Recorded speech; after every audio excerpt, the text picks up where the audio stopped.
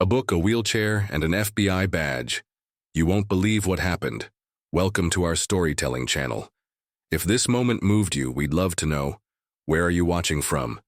Drop your city or country in the comments below and let's see how far our story reaches. Every voice matters here, and your thoughts make this space more alive.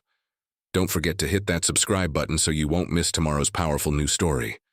We share a new tale every day, each one crafted to inspire, provoke thought, and stir emotion. Join our growing community of story lovers, and let's journey through these unforgettable moments together. In a quiet corner of downtown Seattle, nestled between a used bookstore and a florist shop, stood a modest little cafe known mostly to locals. It wasn't fancy. The chairs wobbled a bit, the tiles were cracked in places, and the windows fogged up when it rained. But it had a certain charm. Warm lights, the soft hum of conversations, and the comforting aroma of coffee beans ground fresh every morning. Inside, the usual bustle played out. Customers came and went, cups clinked against saucers, and soft jazz played from an old speaker above the counter. Some people sipped espresso while scrolling through their phones. Others leaned in close, whispering stories over shared slices of cake. The air was filled with life, yet in the farthest corner by the rain-streaked window sat a woman who seemed to exist in a world of her own. Her name was Catherine, 41 years old. She wore a navy cardigan draped loosely over a floral dress, and her long dark hair was tied back in a simple braid. She sat in a wheelchair, old, worn, but clearly well taken care of. Her hands rested gently on a book, fingers curled around its cover, as though holding something fragile, something dear. She didn't look up, not when the barista dropped a spoon, not when a child knocked over a chair, not even when someone pushed open the door and a gust of wind swept through, bringing in the cold scent of rain and the rustle of leaves. Catherine's gaze was fixed, on the pages in front of her, calm and steady. Her expression wasn't sad. No, it was serene, as if in that little bubble of hers, she had found something the rest of the world had long forgotten. Every so often, her lips moved ever so slightly, perhaps reading along in silence. She would pause at times, gaze out the window at the rain-dotted sidewalk, then return to her book like a woman retracing the steps of an old memory. Nobody really noticed her, and she didn't seem to mind. She wasn't there to be noticed. She was there for the story in her lap, for the sanctuary those printed words offered. But if you looked closer, just a little closer, you'd notice something else. Her fingers, though gentle, gripped the book a little tighter whenever a loud voice rose in the room. And though her face remained peaceful, there was a subtle tension in her shoulders, a quiet readiness, as if she'd learned to brace for the world's unkindness before it even arrived. Still, in that moment, as the rain tapped against the glass and the city rushed by outside, Catherine sat unmoving, untouched by the chaos around her. She was a still point in a turning world, a quiet reminder that sometimes strength doesn't shout. Sometimes it simply endures. Catherine had just turned another page in her book when the calm was broken. The front door of the cafe swung open with a loud creak, the little bell above it jingling sharply as a gust of wind rushed in. Laughter, high-pitched, careless, loud, cut through the soft music like a knife. 3 teenage boys tumbled inside, soaked from the rain but grinning like they owned the place. Their sneakers squeaked against the tiled floor, and their jackets dripped water onto the welcome mat. One of them, tall, wiry, with a mop of messy blonde hair, led the pack. His name was Jake, 17, the kind of kid who always had to be the loudest voice in the room. Trailing behind him were Tyler and Brandon, younger by a year or two, their eyes darting around the cafe as if searching for trouble or attention. They passed Catherine's table without a second glance at first, but then Jake slowed.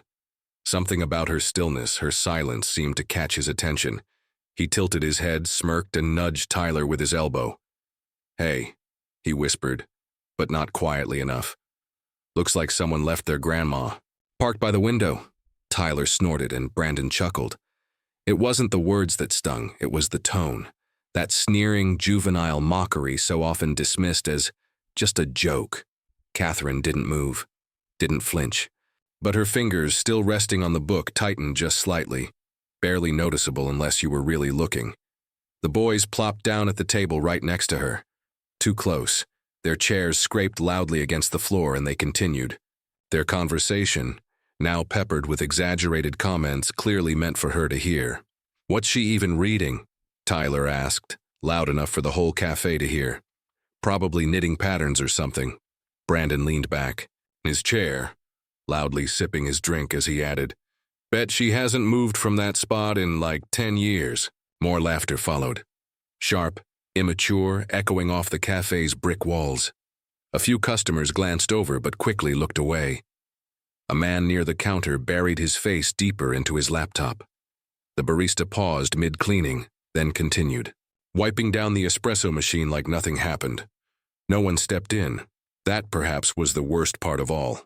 Not the mockery, but the silence that followed. The quiet complicity of people who chose not to get involved. Still, Catherine sat still. She didn't lift her head, didn't show a flicker of reaction.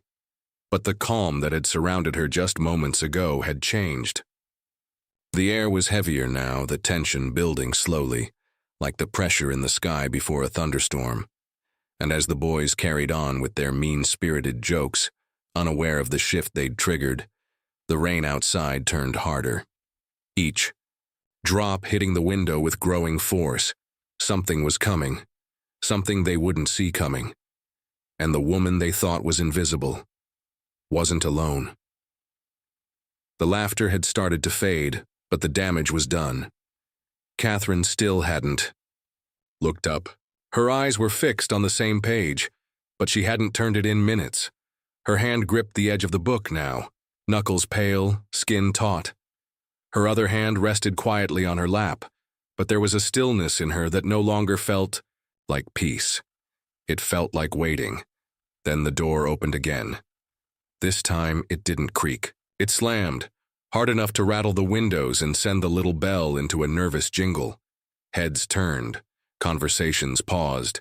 Even the boys, mid-joke, mid-laugh, froze for half a second. A tall man stepped inside. He wasn't soaked from the rain like the others. He carried no umbrella, but somehow he didn't look out of place. His charcoal gray suit clung to his frame like armor. Broad shoulders, measured steps, hair neatly combed back, not a strand out of place. Eyes sharp, scanning the room with silent calculation. Daniel Moore, 45, and every inch of him screamed authority. He didn't hesitate. He didn't glance at the menu or the counter. His eyes went straight to the corner window, straight to Catherine. Without a word, he walked past every table, every glance, every awkward whisper. When he reached her, he knelt slightly, placing a steady hand on her shoulder. "Are you okay?" he asked, barely above a whisper. She didn't speak. She didn't need to. Whatever passed between them in that quiet second was enough. Her shoulders softened, her grip on the book loosened just a bit. Then Daniel straightened and turned. He didn't raise his voice. He didn't need to. He took 2 slow steps toward the boys' table. The teens stiffened. Jake leaned back instinctively, as if putting space between himself and the man might make him invisible. Daniel reached inside his suit jacket, calmly, deliberately, and pulled out a slim leather wallet. With a flick of his wrist, it opened, revealing the unmistakable golden emblem, Federal Bureau of Investigation. The room fell silent. No one breathed. No one moved. Even the espresso machine stopped hissing, as if it, too, understood the weight of the moment. Jake's mouth opened, but no sound came out. Tyler looked down at the floor. Brandon let out a nervous cough, then shrank into his seat. Daniel didn't say a word. He didn't need to. His eyes did all the talking, steel cold and unwavering. The barista nodded quietly. A woman near the counter gave a confirming glance. The story was clear. The room knew the truth. Jake tried to speak again, but what came out was a stammered, We didn't mean—" Daniel didn't blink. Catherine spoke for the first time in almost an hour. Just a whisper. But Daniel heard it. And that was enough. The boys stood up slowly, clumsy, quiet. Their arrogance had evaporated. They muttered hollow apologies, eyes never meeting hers, and backed toward the door. No one stopped them. No one needed to. The message had already been delivered, and it had landed. The door shut behind them with a hollow slam, louder than it needed to be, almost like the building itself was eager to be rid of them. For a moment, the cafe stood still.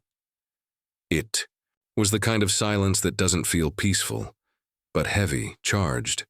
You could feel the collective exhale, the way the air seemed to settle after a storm had passed. A few customers exchanged glances, but most looked down, ashamed to meet the eyes of the woman they'd failed to defend. The barista stood frozen, towel in hand, lips parted like he wanted to say something, but didn't. Daniel remained standing, his eyes fixed on the space the teenagers had just vacated. His posture was still calm, still composed, but something in his jaw was tight now, something clenched. He didn't move until Catherine touched his wrist. It was the lightest touch, but it was enough. He looked down, and the edge in his expression softened. Without a word, he slipped the badge back into his suit jacket and turned toward her. Then he sat down beside her, shoulder to shoulder, as if he'd been there all along. Catherine gave a faint smile, not the kind that says everything's fine, but the kind that says, "Thank you for seeing me." She didn't cry. She didn't need to. Her strength wasn't loud. It was quiet, steady, and rooted in something far deeper than most people could understand. She didn't want revenge. She just wanted to be treated like a human being. And for once, finally, someone made sure of it. Daniel glanced around the cafe one last time. The customers now avoided his eyes, not out of fear, but out of guilt. He wasn't here to lecture anyone. He'd said nothing but said everything. A man near the door stood and walked over.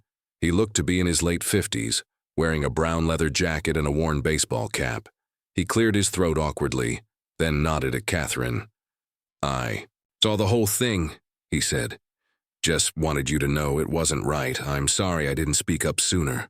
Catherine nodded, gracious as always. The barista followed, stepping forward, wiping his hands on his apron. "If you two ever come back," he said, voice low but sincere, "coffee's on the house." Daniel simply nodded. He wasn't here for praise or perks. He was here because something wrong had happened, and he made it right. Outside, the rain picked up again, washing over the sidewalk in sheets. People hurried past the windows, umbrellas flipping inside out, jackets pulled over heads. But inside the cafe, the storm had passed. Daniel and Catherine sat there side by side. They didn't speak. They didn't need to. The world outside kept rushing forward, but in that quiet little corner, time slowed, and for the first time in a long time, Catherine didn't feel invisible. Outside, the rain was relentless. It poured in waves now, streaking down the cafe windows, blurring the world beyond. The sidewalk glistened, puddles rippling with every drop. People rushed by, their coats pulled tight, shoes splashing against the wet pavement. But inside, behind the glass, time had slowed to a crawl. Catherine and Daniel sat side by side in silence. There were no more insults, no more stares, no more laughter that stung like a slap. Just the quiet hum of the espresso machine, the soft clatter of cups being stacked behind the counter, and the rhythm of the rain beating against the roof. Catherine leaned back slightly, in her chair, her breathing finally steady. Her hand still rested on the book in her lap, but her fingers had loosened their grip. The storm in her chest, the one no one else had seen, was starting to calm. Daniel didn't speak. He didn't need to. His presence was steady, like an anchor in rough waters. He watched her for a moment, studying the lines around her eyes, the way her expression had shifted. She looked tired, yes, but not defeated. She looked free. For a long time, neither of them moved.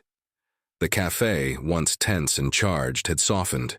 Customers returned to quiet conversations, though some kept glancing over, as if hoping to find the right words, but knowing better than to intrude.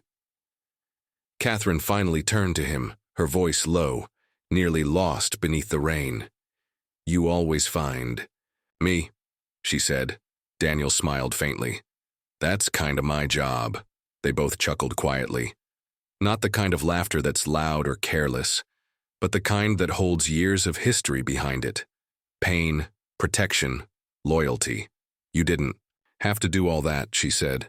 I know, he replied, leaning back in his seat. But I wasn't going to sit back and watch them break something you've worked so hard to hold together. Catherine looked down at her book, then out the window again. They didn't see me, she whispered. Not really. Just the chair. Daniel shook his head slowly. They didn't want to see you, but they will now. And maybe he was right. Maybe the boys would remember the lesson.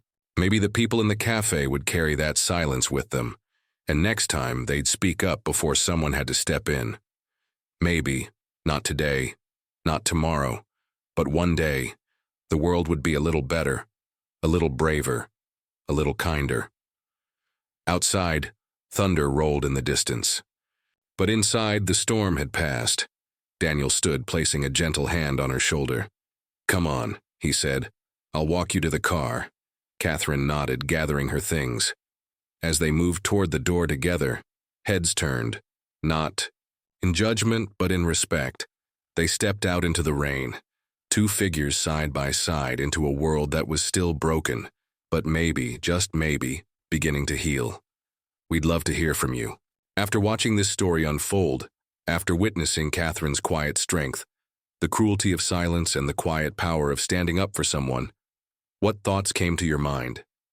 Have you ever been in a situation where you saw someone mistreated and wondered if you should have said something, or maybe you were the one who needed someone to speak up?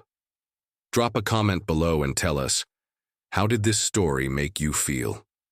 What would you have done if you were in that cafe? This isn't just a video, it's a conversation. Your voice matters, and we want to know how far this story reaches. Whether you're watching from across the street or halfway across the world, your insight could be the perspective someone else needs to hear today.